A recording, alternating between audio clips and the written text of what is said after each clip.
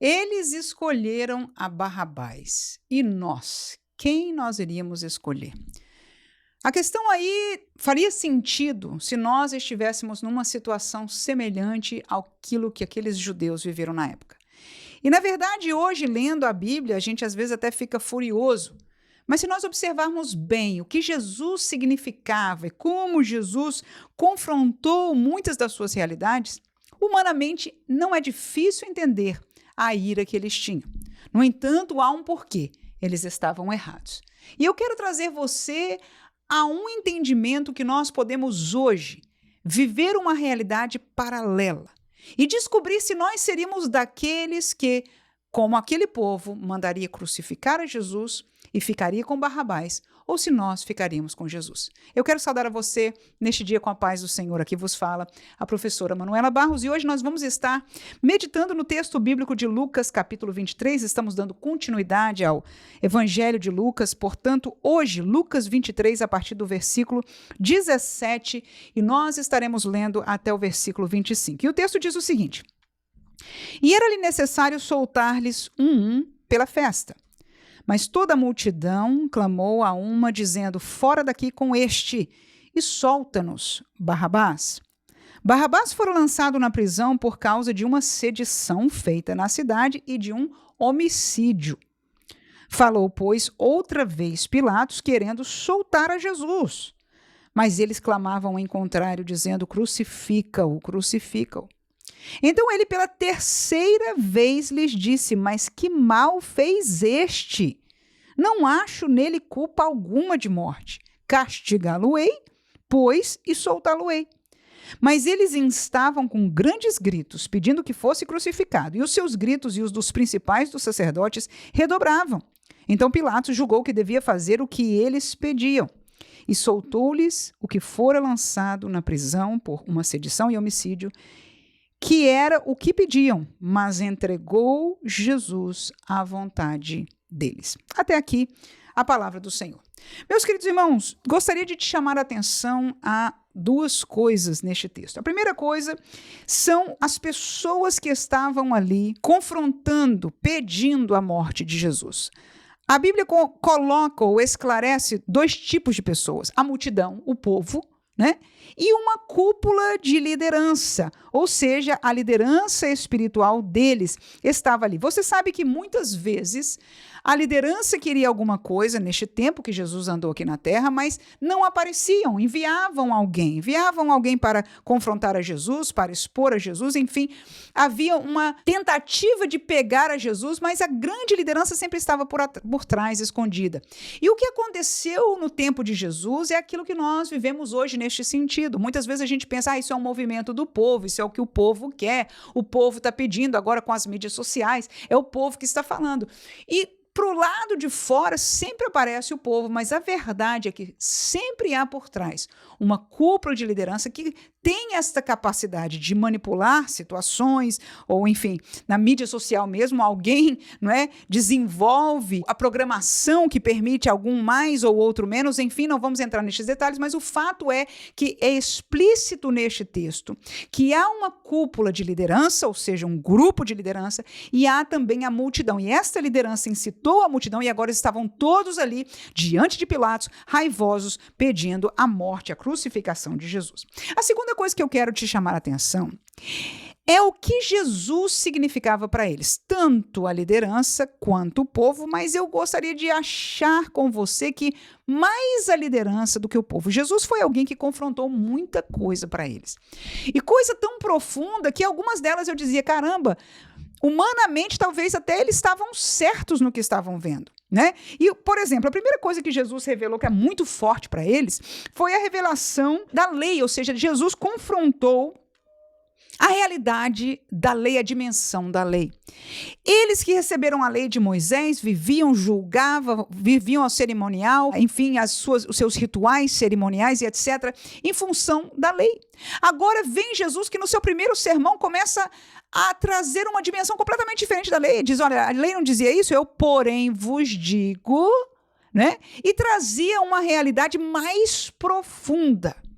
Ora, só nisso que Jesus estava fazendo aí no Sermão da Montanha, já toca em 2 pontos. Primeiro, na revelação, ou seja, Jesus estava querendo se mostrar como alguém que revelava algo mais do que a lei que lhe foi dada por Moisés. E que, historicamente, era aquilo que aquele povo de Deus tinha como a verdade revelada de Deus para eles.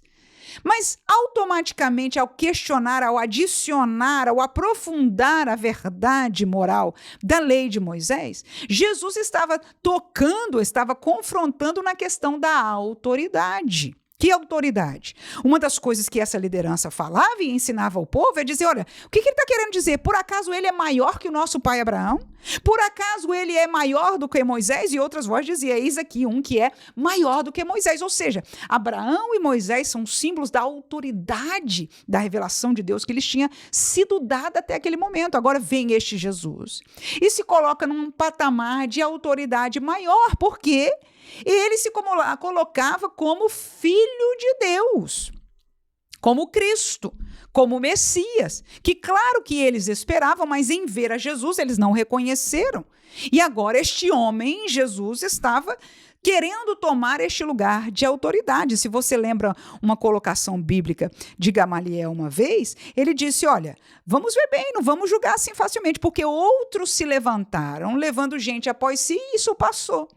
Não é? Então significa que Jesus não foi o primeiro a fazer um movimento, se eu puder chamar assim. Agora, qual foi que fez de Jesus único? Primeiro, ele era mesmo o Filho de Deus.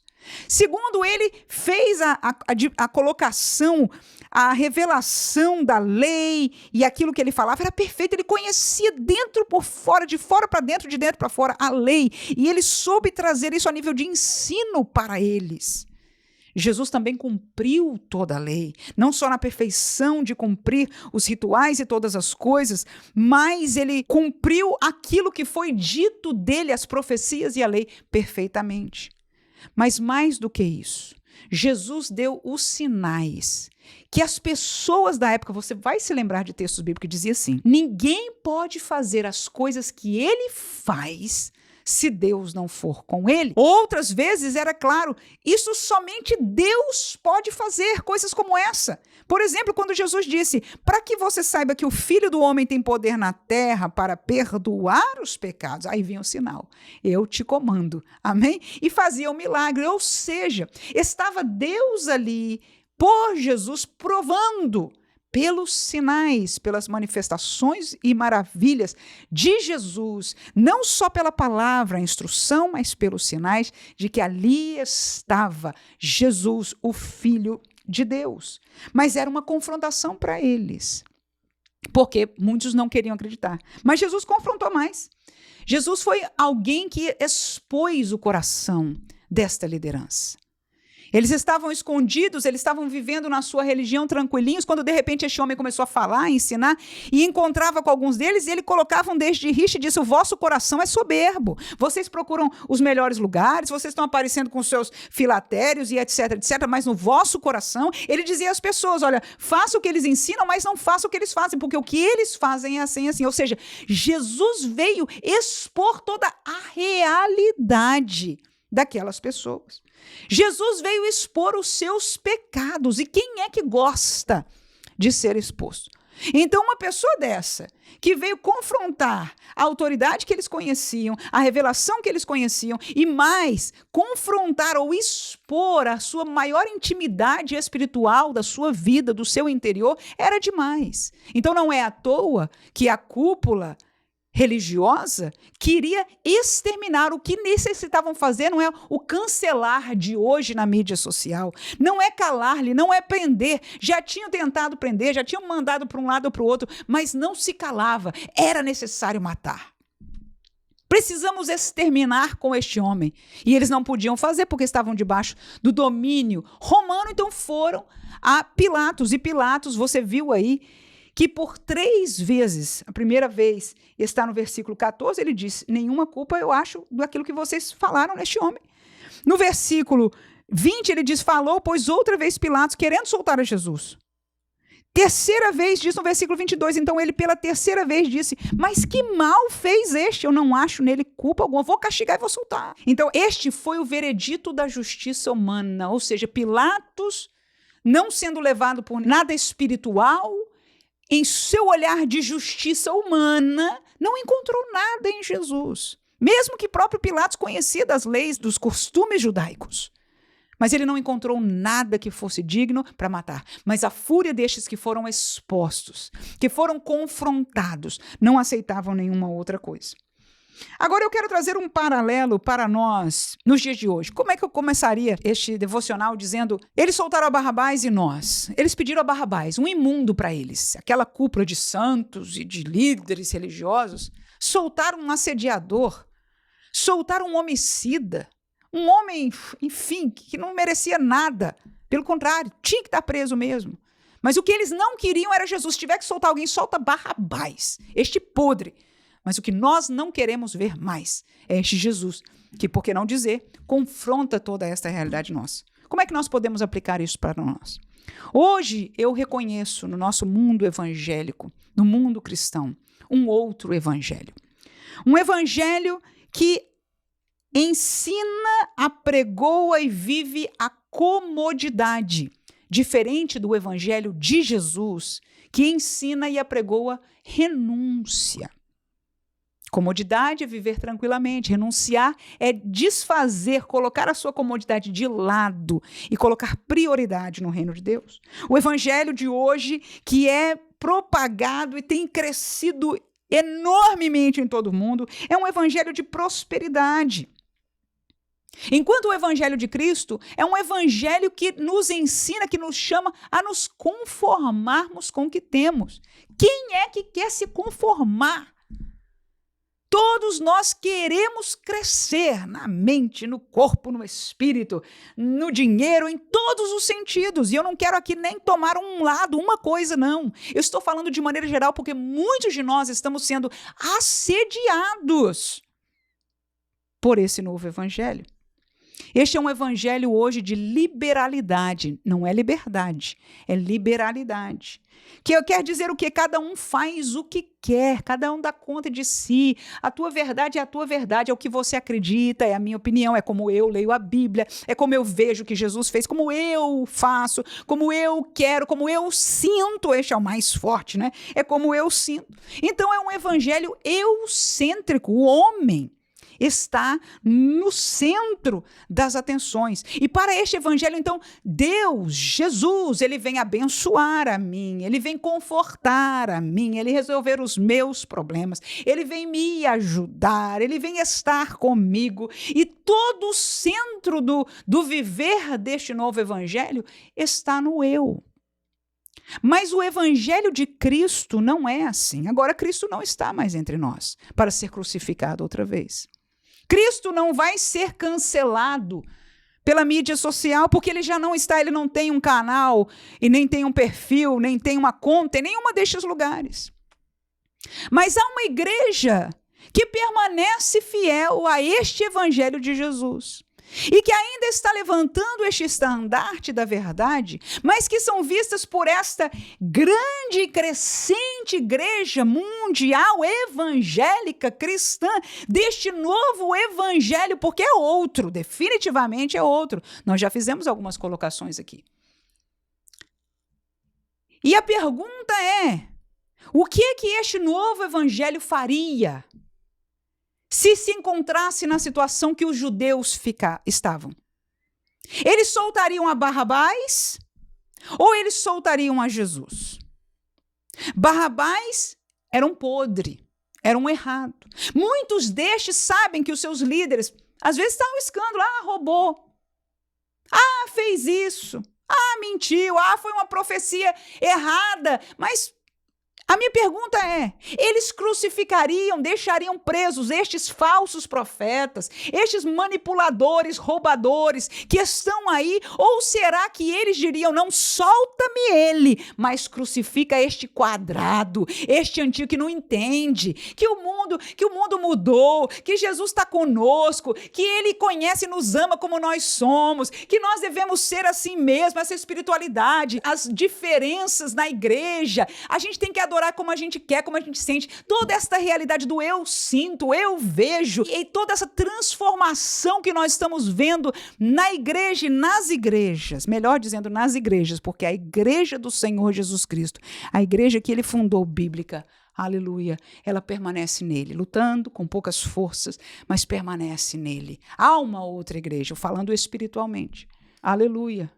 E a minha pergunta é se esta nova igreja, deste novo evangelho, faria o quê com aqueles que hoje representam verdadeiramente a Jesus? Alguém que incomoda, alguém que coloca o dedo em riste, no pecado, na essência, no coração deles, na revelação deles. Isso é revelação de Deus, é novidade, mentira, não é profecia de Deus, não é boca de Deus, não é voz de Deus. Há uma igreja que ainda está gritando esta verdade e dizendo não é de Deus, é mentira, é engano. Agora a minha pergunta é estes que escutam, este confrontador, que representa Jesus, que veio confrontar a revelação deles, que veio confrontar a autoridade destes apóstolos novos, bispos novos, profetas novos, toda esta nova realidade espiritualista dentro da igreja. Este evangelho e aqueles que estão com ele confrontam e vão apontar para a realidade dos seus corações, segundo diz a palavra de Deus. Não é o que a gente acha, é o que a palavra revela. E esta palavra, aleluia, são 3 os que testificam no céu: o Pai, a palavra, que é o Verbo, e o Espírito Santo. Esta palavra revela a verdade, aleluia. Mas e estes?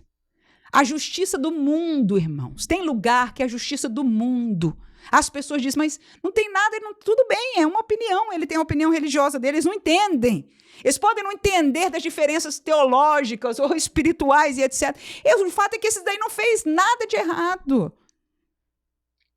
E pode dizer, não solte a esse, porque esse sim roubou, este sim enganou, este sim fez mal.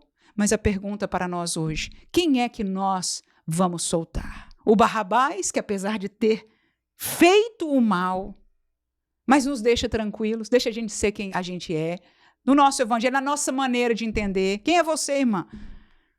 Para falar, você entende desse jeito. É que você foi da quadrada, da antiga. E eu me pergunto, será que esta palavra mudou? Será que esta palavra se fez moderna, ou pior, pós-moderna? Ou será que o evangelho e o que Cristo ensinou permanece o mesmo? E nós estamos vivendo, aceitando um novo evangelho. Que Deus nos guarde. Que possamos pensar, meditar nisso. E nas horas de decisão, aleluia, não aceitar o evangelho que eu estou no centro. Nos lembrar que há um Deus, que há um Senhor, que há uma prioridade para Ele. E não é a nossa comodidade, e não é a nossa prosperidade. Infelizmente, seria bom para nós. Seria excelente que este fosse o evangelho de Cristo, mas não é. Mas não é. Este é um caminho largo que Jesus disse. Aleluia. Quem quer ouvir o que Jesus disse? Então, soltaremos a Barrabás ou soltaremos a Jesus? Que Deus abençoe você neste dia. Amém.